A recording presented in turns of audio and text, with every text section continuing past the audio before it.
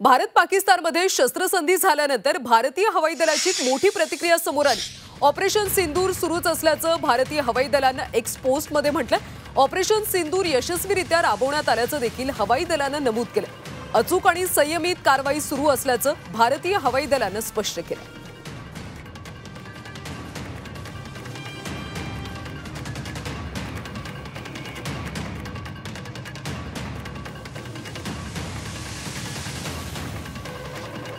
तर आपल्या x post मध्ये भारतीय हवाई दलानं काय म्हटले पाहूयात। ऑपरेशन सिंदूर अजूनही सुरूच आहे। हवाई दलानं दिलेली जबाबदारी यशस्वीरित्या पूर्ण केली। हवाई दलाकडून अचूक आणि संयमी कारवाई करण्यात आली। ऑपरेशन सिंदूर बाबत योग्य वेळी माहिती देण्यात आली। कुठल्याही अफवांवर विश्वास ठेवू नका।